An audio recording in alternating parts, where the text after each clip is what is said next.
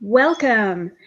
We are at our Area 51 training, and we are honored today to have Ann Smarty with us, who is an expert at SEO, blogging, and social media. So, in terms of being able to do content marketing effectively, Ann knows her stuff. And she is a founder of My Blog U nearly a year ago. She's been with Internet Marketing Ninjas about 2.5 years, and 5.5 years ago started My Blog Guest. So she knows her stuff, and we're really excited to have her come and share with us one of the ways that we can make our blogs more successful, basically by bringing those discussions back to the blog. So Ann, why don't you take it away? Thank you for the excellent introduction. And I'm very happy to be here and share my thoughts about discussions at the blog. That's one of the things that I've been missing so much since I started blogging. I mean, I love how the social media evolves, and I love all the multitude of social media sites and the variety of social media platforms that we have now. But there is a huge downside to the variety of things that we can do online, is that we've lost so much discussion in our blogs. And today I'm going to talk about how to bring them back, at least do something about that. So discussion is the huge asset of a blog. They engage people, they make them want to come back, they add original content, and in most cases help with organic rankings. They motivate and inspire you as a writer, because it's tough to talk to yourself. You need to see people who are talking back to you and give you feedback on what you've wrote, of what you've written. And they allow you to grow your reach, because commenting is the best social media, best network building method, because you get to know your readers and they get to know you. And that's how I've built most of my connections right now. So that's the screenshot from 2008 from my blog posts. And you can see how many comments I used to get. And that's been very enjoyable to interact with people on my own blog. And that's what we see now, up to 10 comments. The same blog, the traffic is higher, but as you can see, we've lots of shares and just a few comments. That's what most of the blogs are seeing right now.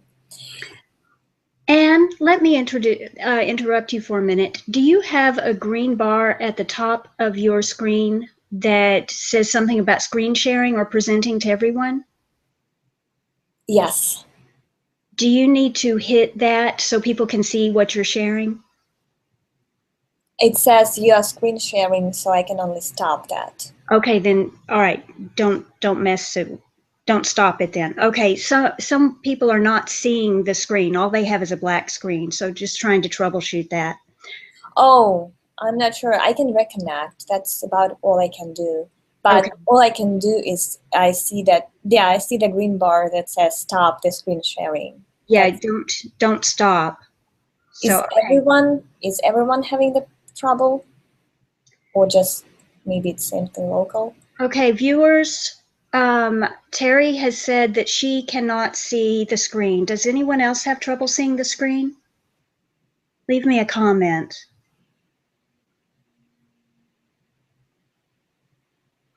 What I could do, I probably should have done that before the webinar. I could upload it to SlideShare and drop a link here. Okay, let's not worry about that now. Maybe you could send it to me as a resource, send your slideshow as a resource, and I'll add it to the resources in the membership area. I can do that.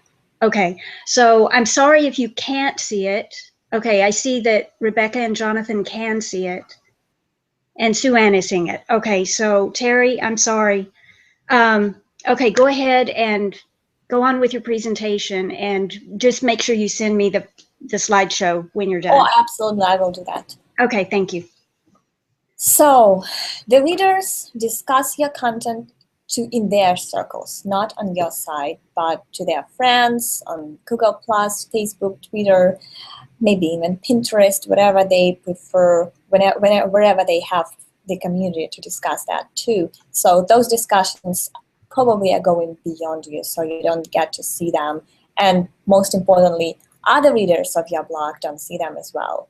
So that's a huge lag for our blogs nowadays. But there is still a way to benefit from those discussions that are happening outside of your blog. And here are a few ways that I've come up with. Probably there are more. First of all, amped social media content on your blog. And there is another benefit to it. If you're like me, you blog not only on your site, but all over the place. And most of all, you have also long-term, long-form social media posting right now, like LinkedIn long articles and Medium and stuff like that, where you could publish your content too. And there is no way you can copy paste it to your blog because that would create a duplicate content. But you would love to share that with your blog community as well. So that's where amped media helps as well. And it also can bring the discussions of the most interesting discussions around your content, around your brand to your blog as well. So amped media is a great way to make your blog a hub of whatever interesting is happening with you, your brand, and your blog, your content. You can amp tweets, and there is a screenshot, the example of how you can amp tweets to make them social media testimonials and to bring those testimonials to your blog. That's a good content for your about page or for your product page or for your services page if you have that on your blog. So it's a great social proof because anyone can click to that link and see that's a real person talking about you or making a comment of what you had to say about your content, and a very verifiable, very popular way to bring the testimonials, the social media testimonials to your blog. You can amp quotes from Quora, which I love, but you spend so much time there if you are trying to be useful. And it's a huge time-consuming task, so it's a good way, it's a good idea to bring some of those discussions to your blog.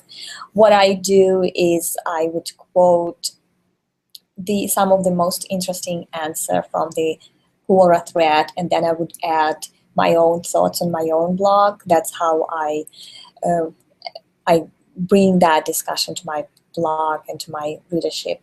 And most importantly, you can also then comment in that thread at Quora as well and link to your more extended answer on your blog. So it's a good way to run traffic to your blog post as well. You can amp Google Plus discussions, and I've seen many successful people doing that. One interesting way I saw Anna Huffman from Traffic Generation Cafe used to do that. She would make a QA session every time some news breaks in our industry on Google Plus.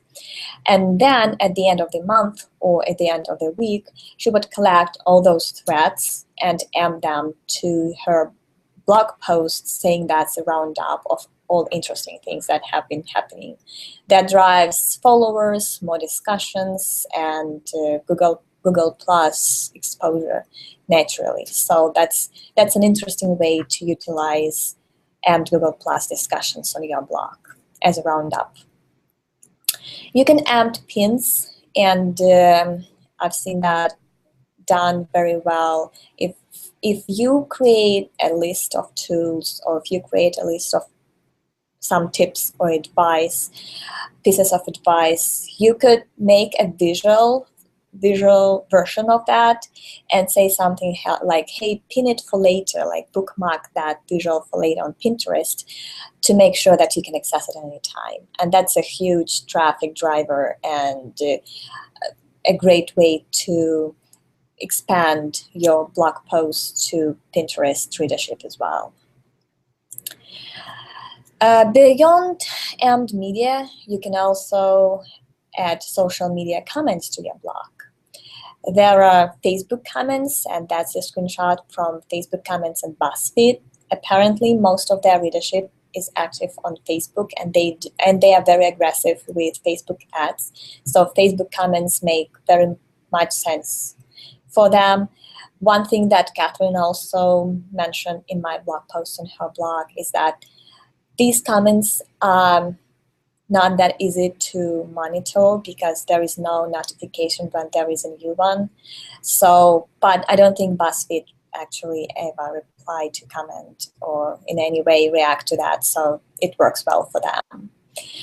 You can enable Google Plus comments on your blog. That's from my own blog, SEO Chat, because we market to SEO Chat community, to Google Plus community. We have a very active community in SEO, so it makes sense for us to use Google Plus for comments there. And that's the plugin by MailChimp called Social Plugin. They do an interesting thing. They pick up every discussion on Twitter and Facebook around that URL that you publish, and they show them as comments on your blog. But you can moderate that as well, so you can choose which comments you want to see in public blog event and which comments you want to moderate off and just see them in your moderation panel. I like the plugin very much because you can you get to see all those discussions in your comment moderation panel within your blog. So you can, if you want, you can go there and participate even if you don't publish that on your blog. So that's a great way to keep an eye on everything that's going on around that article you just published. The only thing with that is the actual WordPress generated comments are somehow mixed with these, so they're not easy to find and interact with. So I'm pretty sure maybe there are some ways to set that WordPress plugin the way that everything is in its own tab, but I just, that's how it looked on one of my blogs. So it's an interesting idea. And another thing to grow your blog asset using social media is to use that traffic to generate leads and newsletter subscribers. Social media is a great lead generation tool in most cases. And that also means that you have all those people, all those emails, and you can reach them with your new blog post, with a new comment on your blog. So it's a great asset that you can build up using social media and still own and control those discussions. So here's how you can do that. Just a few most obvious ideas here. You can use Twitter lead generation cards, which are open for advertisers only for now, so you will have to pay for ads. But in many cases, that's not inexpensive and a good way to generate some subscribers with the Twitter ads as well. Leadshare by SlideShare is a free one. It is free nowadays. It used to be a Pro only, and now it's free. And the way it works is that you can create a lead generation form right inside your SlideShare upload. It could be, I think it's only for PowerPoint presentation, but maybe it's only available for documents and infographics. I'm not sure about that, but it's a great way to generate some new leads from your SlideShare presentations. And SlideShare is a great social media tool for things like this, for PowerPoint presentation that you have from your conferences or you do from these webinars. So it's a great way to somehow get more subscribers to your site as well. And another thing that I've had lots of success with is targeting your Facebook ads to your email subscribers. I have lots of subscribers because I have several communities, and most people who join my communities, they check the box that they want to hear back from me when I have something important to say. So I have like thousands of people on each of my lists. So that Facebook targeting to ads to those subscribers is a great way to expose my brand. They already know my brand, so they react to the ads very positively, expanding the reach of the ad. They would like, they would comment, and that expands my ad to their friends as well. So it's a great way to generate more exposure. And I think I'm done with my short presentation. I'm open to all the comments and questions as well now. Thank you so much. Okay, everyone, if you have a question, go ahead and post it. I would like to start. Now, you mentioned not overdoing embedded media. So why do you want to be careful not to do that? First of all, it's third-party content, so it could slow down your web page, and somehow, if you do lots of it, there are more chances that your page would go slowly. So I would more cautious about that. So if you tweets, I wouldn't add more than probably 5 tweets. We do those summaries of our Twitter chats every week, and we tweets, and we are very careful about that. That should not affect the user experience of those who want to read the article. So, in your article, you only put 5 tweets from your Twitter chat? Yes, and all the rest is the content. I mean, we've typed the text, what we said, with actual summary of everyone, takeaways, I would say. So we do takeaways, and we add about 4 or 5 actual tweets of people who had something to say as well, like really best comments on each topic we've discussed during the Twitter chat. But we make sure that we add our own text as well, because that's what Google would crawl, and that's what we own. So after each Twitter chat, make sure that we have the actual text content about what we've been talking, like 400 words summing up of which points, which questions we discussed, and which takeaways we made. That's great. Yes. Okay. And another important thing that I would like to mention about AMP content is that you should be very careful of what you amped, what is the source. Like, it's okay if we amped content from most trustworthy sites like Twitter, Facebook, Google+, Pinterest, Quora. But there are also smaller social media sites. I would be more careful with those, because if they are hacked, that it means that your page is exposed to that hack as well. Like, I've had a very weird experience when I used to amp images from some infographic sharing site, and that site has been hacked, and Google Webmaster Tools would block my site in search results as well, because they assume I'm hacked as well, just using that content. So use only most trusted sources to amp the content on your site. That's a very important point to make. That is brilliant. Thank you for sharing that. Okay, Sue Ann has a question. She says, I just read yesterday that using a blog as a business builder and list or lead generation system will take at least a year, even with good social media interaction. Do you agree? It can be different, but I would not expect fast results for sure.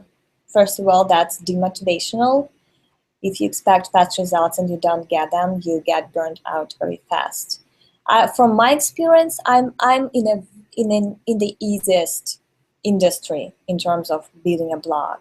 I started 8 years ago with a very new blog on SEO, and it built my brand and brought me clients within 3 months, very fast. But today it's more difficult because it's harder to stand out for sure. There are so many blogs, so much content, and they have so many ways to expose. Many people publish infographics, do videos and stuff. So it's much harder to stand out nowadays. So I guess it's taking longer. But yes, probably a year to build up a popular blog, at least a year, and to see some actual results. I would agree with that. Okay, thank you for that. Now you did mention sending Facebook ads to your subscriber list. How big of a list do you need for that to work? I would say several thousands at least. Really? Because not all of them are on Facebook. Many of them use different email address for Facebook, so Facebook doesn't associate that user with that email address. So to see some results, probably 4,000 or 5,000 at least is a good start. I would say so. Okay. And are there still ways to get comments on your blog? Yes, absolutely. There are still ways to do that, and I would say first thing to do is to ask your friends for comments, because people just don't feel leaving a comment when there is none. So if you have, for example, if you have a guest on your blog, ask them to comment, or comment yourself saying thanks for the great post, here are some questions. Somehow start the discussion, especially if there is none. That always helps with more people chiming in, and do that too. Also, if you were to drive more people to your blog post, make the subscribe to comments option available, so people could see the replies to their actual comment, and they would like to go back and say something as well. So, and also sending an email blast to your email subscribers is a great way to drive some people, especially if you invite in that email to share their thoughts and somehow give their feedback of what you've written, and give some incentive for them as well. So yeah, there are definitely some good ways to increase the comments in your blog, and I would definitely spend some time doing that. First of all, like I said, comments are a very important asset of the blog, and without them, the blog doesn't feel actually a blog. There should be a discussion. Maybe I'm old-fashioned because I used to see so many comments on my blogs that I miss those days. But yeah, the most important advice here is start the discussion. Either comment yourself or ask your close friends to comment. Just start it, and people will chime in as well. Okay, back when, this is just something that popped into my mind, back when you were getting 50 or so comments on a blog, on each blog post, how long did it take you to moderate those? Spam was not such a big issue at those times. Okay. That's for sure. Also, many of those people who comment that was not their first comment. And you know that popular option on your blog, I always have that enabled. If you approve one comment, all the rest comments coming for that person will go live automatically, so they will not go to the moderation queue. I've been always using that option to make sure that those people who already have approved comments don't wait to see that their comment go live. That's also a good way for them to feel motivated as well. You know, when you leave a comment and you get a reply, you get it published with only the next day, and then it takes 2 days for the author to reply something. That's not a discussion. It should be much faster and lovely. So I always had that option help me with that. But yeah, it not that huge of a deal, I would say. Replying to comment and approving it it's just a couple of minutes of your time. So Okay. it's doable. Sounds good. Does anyone else have any other question? And thank you so much for being here today. I have so enjoyed having you. Thank you for having me. That was a huge pleasure. Well, and hopefully we can do it again sometime. Oh, absolutely. I'm here, so just drop me an email with an interesting topic that you think I would have something to say, and I'll be open to that. Excellent. Okay, everybody, we're winding it up. Thanks for attending, and we'll see you next week. Bye, Anne. Bye.